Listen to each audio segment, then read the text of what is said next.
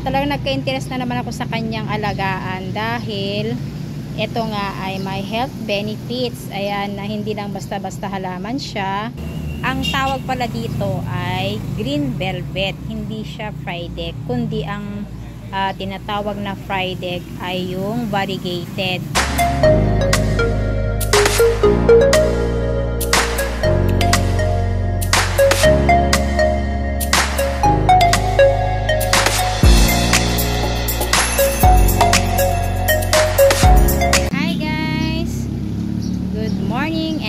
Sa inyong lahat and welcome back to my channel. So for today's video ay ayan, i-share ko na itong mga nahingi kong mga plants sa aking pinsan nung pinasyalan ko siya. Ayan, so 4 na halaman ko. So dati ay naalagaan ko na to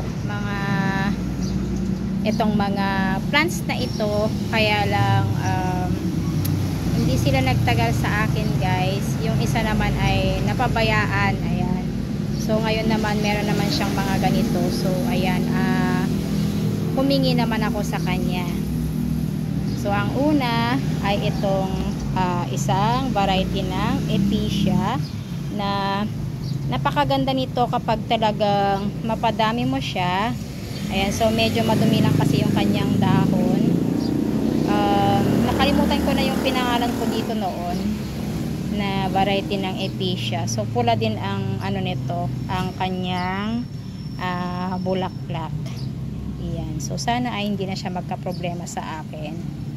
Kasi talagang kinapitan kasi ito ng yung mga puti-puti ba diyan sa likod na usually talaga nakikita sa kumakapit talaga sa mga Epicea natin. So sana naman ito ay hindi na siya magka-problema. Yan. And ang pangalawa ay itong underrated na halaman natin. Pero ito ay maganda kasi nga talagang nagka-interest na naman ako sa kanyang alagaan dahil ito nga ay may health benefits. Ayan, na hindi lang basta-basta halaman siya.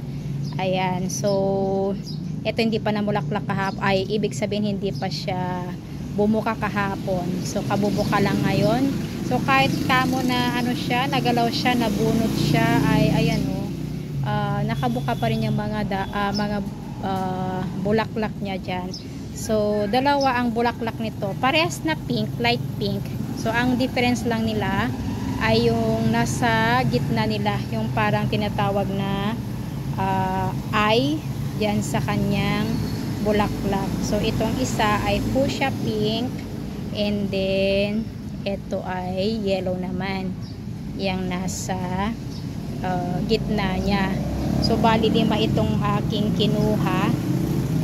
Ito medyo maliliit pa, pero napakaganda kasi nito, guys, kapag madami siya and then ang daming bulaklak na makikita sa kanya.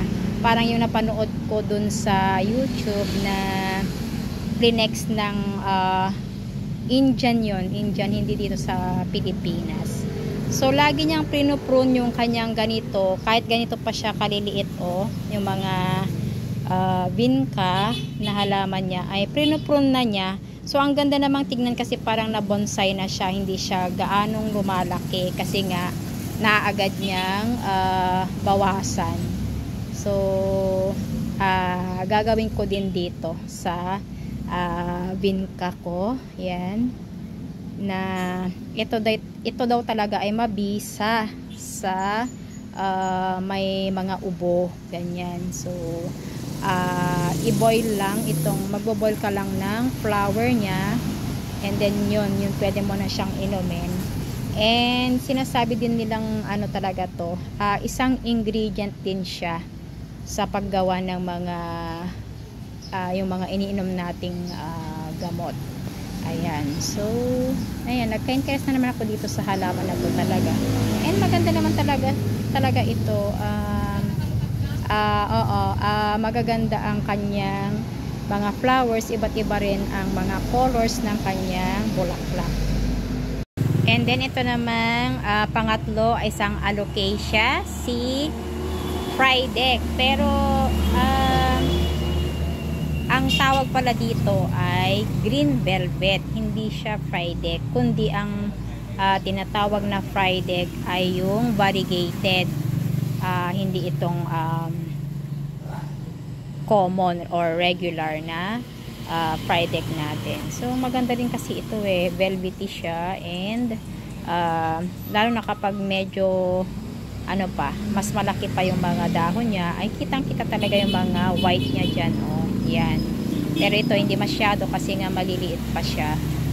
So talagang napaka dami na nung fried egg ni ate doon, or green velvet, kasi nga talagang maganda yung kanyang lugar. Gusto niya yung lugar, yung location nitong fried egg niya doon, yung aking pinsan. So mga anak na lang tong binigay sa akin. Yan, napakadaming anak nung ganito niya doon. So sana ay hindi naman na magka-problema to. Kasi nga talagang na-miss ko tong mga halaman na to. Kaya talagang humingi na naman ako sa kanya. Ayan, buti na lang ay meron naman sa kanya. Ayan, na hindi pa nawawala sa kanya. Ayan, ang aking green velvet. Pero mas sanay pa rin ako sa kanya na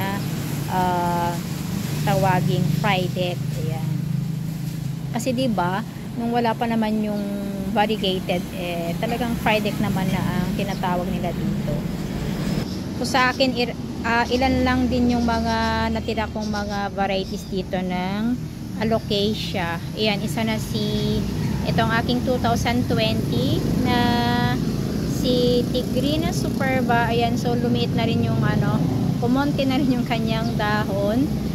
Pero meron ako na-propagate sa kanya, yung na-flex ko sa inyo dati na napaaga ko siyang na-harvest kasi nga nahulugan yung aking tigrina ng mga paso din dyan sa taas, gawa ng aking mga pusa. So ipakita ko yung na-harvest ko, guys.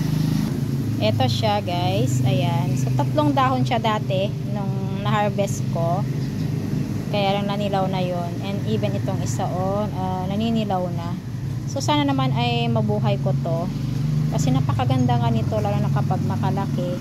So iba pa yung isa na ganito, si Zebrina, mas malapad ang dahon nun. Ito naman ay mas payat, na mas pahaba yung kanyang dahon.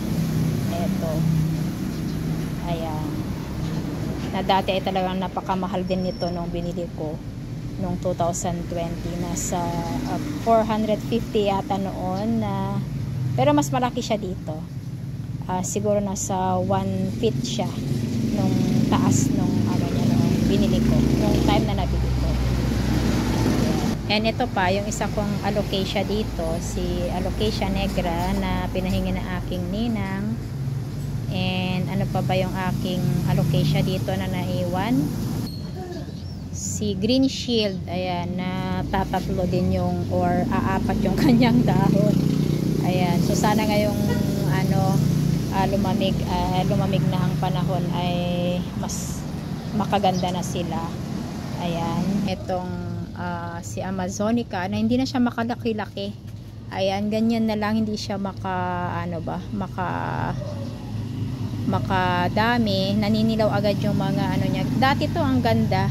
Sa bagay yung anak na lang to kasi yung mother plant ay napahingi ko sa kaibigan ko, kasi gusto naman niya yung malalaki na talaga ang dahon. And yung isa ay yung aking black velvet, guys. Diyan, nilagay ko siya diyan sa silong. Ayun, wala siyang dahon ngayon. Ganyan lang. And ang panghuli ay itong moonshine na Sansevieria. Ayan, na talagang na-miss ko din to talaga. So buti na lang maraming ganito si ate, napadami na niya. So ilang pat yung ganito niya doon, 3 pat yata na talagang napadami na niya. So binigay niya na itong isang pat sa akin na ayan, naka-clay, pero ayan, ibabalik ko tong kanyang paso. And then papalitan ko din tong mga magbibigay din ako sa kanya ng mga halaman kapalit nitong mga binigay niya sa akin. Ayan. So, talaga kapag bagong dahon niya ay ganyan talaga. Oh. Makita mong puting-puti yung kanyang dahon compare dito sa old niyang dahon. Medyo nag-green na ito. So, bali tatlo siya. Tatlong ano to. Pwede ko nang maihiwa-hiwalay mapagtatlo. Ayan. Maging pwedeng tatlong ano siya. May lalagay sa tatlong paso, I mean. Ayan. Pero siguro pag isign ko na rin siya para, ayan, ganyan. Mas maganda siyang tignan pag madami sa isang paso. Ayan, talagang ito na naman yung mga uso ngayon, diba? Mga snake plants kasi nga mga ano sila, mga lucky plant. Ang gusto ko sana yung ano, yung green saka yellow. Marami kaming ganun noon sa dati naming ano, sa old na bahay namin. Pero ewan ko bakit nawala silang lahat. Mga green na lang yung mga natira sa akin yan, mga ganyan. And meron din yung mataba, yung whale fin. Eto, whale fin ang meron sa akin. Meron pa dyan sa labas, madami dyan sa side ng aking store. Merong mga ganito ang nakatanim. And meron pa ako nung copper noon, kaya lang namatay naman. So nakakita ako ng copper ni ate doon. Sana makahingi ako soon sa kanya. Yan. So sa ngayon ito pa lang yung nahingi ko kasi ito naman yung mas madami sa kanya. Ayan. So, ayan yung aking mga nahinging halaman sa aking pinsan. So, ipapakita ko naman guys yung mga ibibigay ko sa kanya soon. Kasi ngayon ay inaantay ko pang mag-mature yung latest na dahon ng isa kong ibibigay sa kanya. So, na-flex ko na siya sa inyo last time. Eto, si Prince of Orange. Ayan o, antayin ko lang makamature etong dahon na to. And then, yung isa ko pang bibigyan yung kaibigan ko din. Ayan, so yan yung isa kong ibibigay sa pinsan ko. Etong Prince of Orange. Ito naman yung nauna ko nang naibigay sa kanya, si Scindapsus trubii. Ayan, kaya lang hindi ko napansin kahapon nung pumunta ako doon sa kanya kung saan niya nilagay. And itong aking Crystal Hope, gusto niyang humingi dito kasi wala pa siyang ganito na variety. So sabi naman ng seller ko pwede na siyang kuhanan. Ayan o, pwede na siyang kuhanan. So ayan, mag-share ako sa aking pinsan. So, ayan guys, yung aking mga na-share ngayong araw. I hope ay nagustuhan nyo. And kung bago ka lang dito sa aking munting channel, please like and subscribe. At pakihit na rin ang notification bell para lagi kang updated every time na may bago akong i-upload. Thank you for watching. Always stay safe at God bless sa ating lahat. See you next time guys. Bye!